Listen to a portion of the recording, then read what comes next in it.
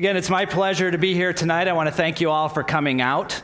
I get the pleasure of doing the victory lap on what was a very good year, 2013. Three things I want to speak about tonight. The fact that 2013 was indeed a great year.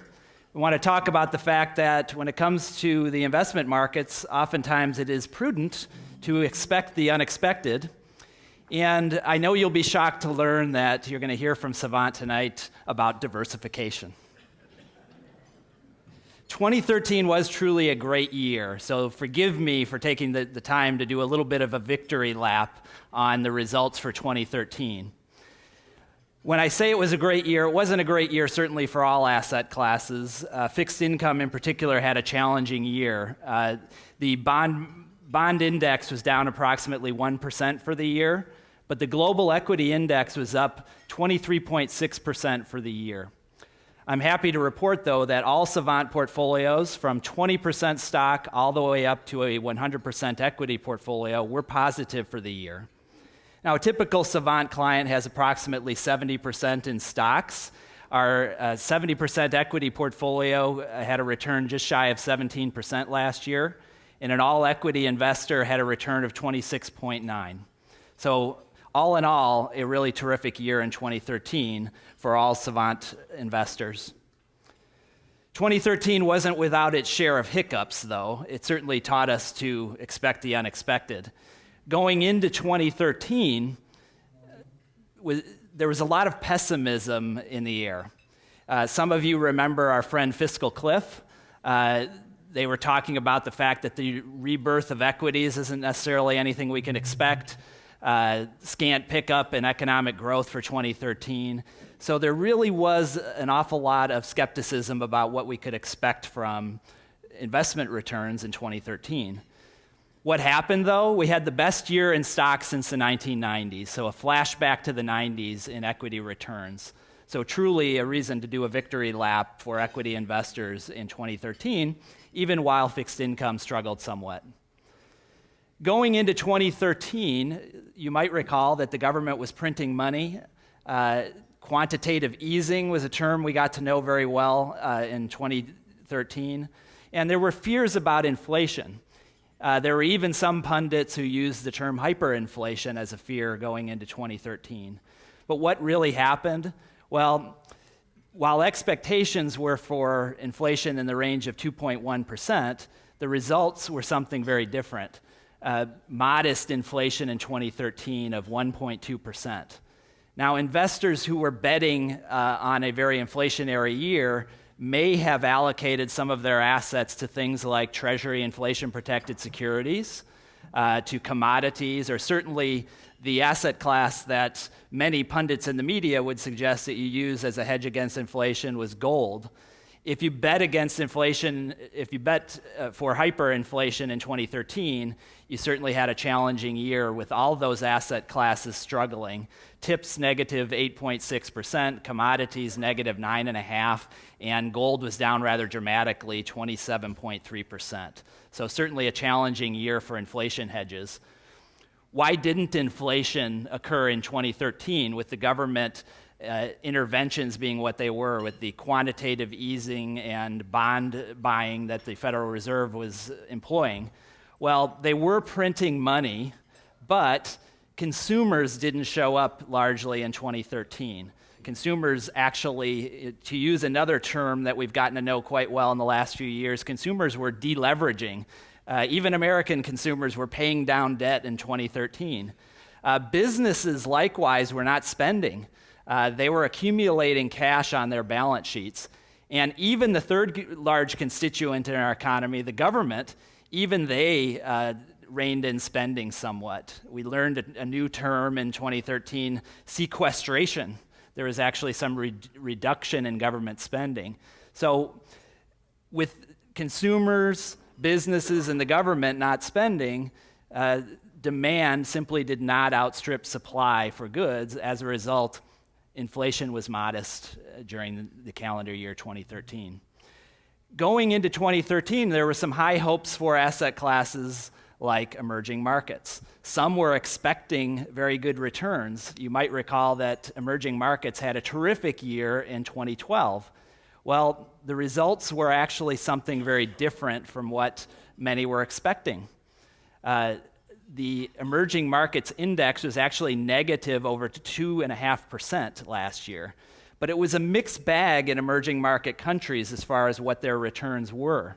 You had a slowdown in China that had been on fire for quite some time. Brazil was negative almost 16%. India was down almost 4%. But elsewhere in emerging markets, you actually had some admirable returns. Russia was up almost 10%. And the MSCI Emerging Markets Index of countries was actually up 25.9% for the year. So the frontier index, this is not the emerging markets as a whole, but those more frontier countries like, for example, Vietnam or Argentina. Some of those more frontier emerging market countries were actually up, while some of the larger ones, as I mentioned, like China and India, were down. You'll be happy to know that while the overall emerging markets index was down 2.6%, the diversified mutual fund that we use to capture emerging market returns outpaced the index by approximately 4%. It was actually up 2.2% for the year. Facebook. My wife certainly does everything that she can to keep boosting the price of Facebook, but some of you might recall that expectations were very high in 2012 when Facebook had its IPO. But it turned out that Facebook was one of the worst IPOs ever. It was down rather dramatically after it became a publicly traded security. So expectations for this high-profile, hot stock, if you will, were rather modest going into 2013. But once again, we learned to expect the unexpected. It was a terrific year for Facebook. It was up over 100% in 2013. Why do we mention this? Only to say that oftentimes markets disappoint our expectations. They are unpredictable. So we should truly expect the unexpected. History is full of examples of hiccups and uncertainty and volatility. I'll go back here as far as the 1970s to look at the high inflation that we had and the oil crisis. We had the double dip recession during the Reagan years in the 1980s. We, of course, had, and many Savant clients will recall, the dot-com era in the 2000s, and more recently, of course, the US debt downgrade, the European debt crisis, and our friend that we had going into 2013, fiscal cliff. In spite of all this uncertainty, and in spite of the fact that markets often did something different than we expected, equities produced returns in excess of 10%. Diversification works. Merton Miller, a Nobel Prize-winning economist, when asked to summarize his work in modern portfolio theory, said, "Diversification is your friend." I'll add a corollary that oftentimes the media is not your friend as an investor. Diversification certainly was our friend in 2013. If you look at this chart, it shows asset classes that are included in all Savant portfolios, including ones that disappointed in 2013, like commodities and Treasury inflation-protected securities, or TIPS. Emerging markets were a disappointment in 2013, but you had other asset classes, namely developed markets, small and large companies in developed markets and small and large companies in the United States, that really helped buoy returns in 2013 so that we were able to achieve a very good year indeed. What this chart does is it ranks the asset classes in order of their performance, best on top being US small cap stocks, 38.8%, to leading out the bottom, a negative 9.5% return for commodities. And we ranked all the asset classes in order from best to worst. Remember those colors for a moment, because we're going to take a little look further back than 2013 into what happened, going all the way back to 2004.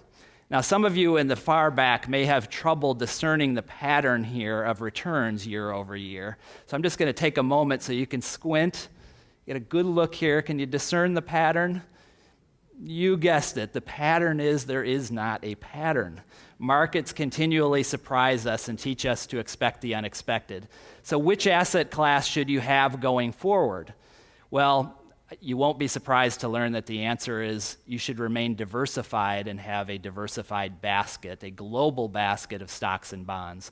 This is the prudent move for investors in an uncertain future. Going back a little bit further than 2013, some of you may have noticed or heard in the media that we marked, I will not use the term celebrated, the 5-year anniversary of the bottom of the bear market in March of 2009. This takes us back 5 years and shows the returns of portfolios from 20% equity all the way up to 100 in your diversified Savant portfolios, and compares it to the global equity index, which had a return of 15.6% during that 5-year window. That's an average annual return. And bonds had a 4% average annual return. If you think back to 2009, and if you told anyone that global equities were going to have a return of 15.6%, you may have gotten a funny look. I know I got some of those looks back in 2009. But truly, for diversified, disciplined investors, their patience paid off during that 5-year window. 10-year returns for the Savant models going from 20% equity all the way up to 100. An all-equity investor over that 10-year period of time, even including the bear market in 2008 and 2009, had a return of just shy of 8%, 7.9%, compared to the global equity index of 7.6%, and the bond index return of 4.1. A more typical Savant client with 70% equities had a return, on average return just shy of 7%. And even if you had as little as 20% in equities over that period of time, you had a return in excess of 4%. Predicting the future is difficult. That's why I'm going to turn over the keys here in a moment to Brent to talk about the future. But the good news, and what 2013 taught us yet again, is predicting the future is largely unnecessary in order to capture capital market returns over time. What's important is that we be disciplined, diversified, and that we maintain faith, patience, and discipline. It's very difficult to outperform a global portfolio of stocks and bonds. With that, I'm going to turn it over to Brent Brodesky, and Brent is going to talk about the market outlook for 2014. Thank you.